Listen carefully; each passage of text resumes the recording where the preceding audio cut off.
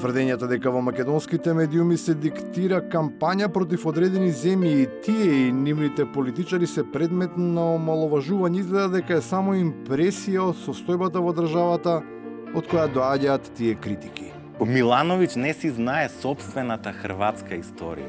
Значи, това е един, позволявам си да кажа, един простак. И не е само тоа, туку по собствено признание обидите на европските дипломати да најдат излез преку патокас кон Брисел се предмет на подсмех. Со впечатлива паралела, според која излегува дека Софија всушност кон Скопје, како и Лисабон кон Лусака, би требало да се однесува како кон собствена колонија.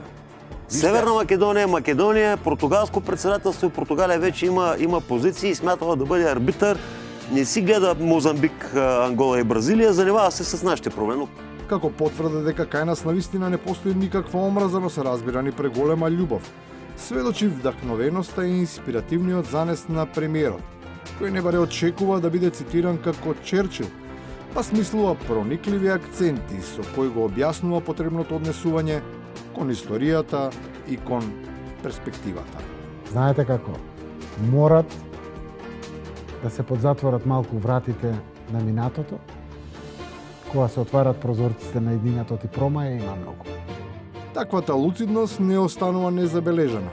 Можноста да биде впишан на некоја од страните на читанката по општество се наметнува како теза која низ целата конструкција изгледа дека не е до крај обмислена, особено ако се имаат предвид сите специфични стилски фигури со кои е украсен тој политички потфат. Македонија имаше среќа што го најде Зоран Заев. Без таков, сега ќе кажем, налудничав политичар, кој свати дека главните стратешки правци се решаваат у првите 2 до 3 години од владењето. Ние ќе бевме црна дамка, црна оаза, закопана држава. Таквата оксиморонска реторичка противречност сепак е реалност и се осликува преку феноменолошката доктрина, со која се направи обид за изедначување, со употреба на чиста фраза за едно општество, како концепт со кој има знак на равенство меѓу сите различности. За да градиш граѓанско општество ти се потребни граѓани, а не селјачана. Извини.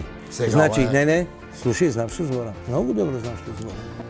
И на крајот, за оние што уште не знаат што зборуваат, потребно е да бидете редовни на наставата и обуката во елитната политичка школа.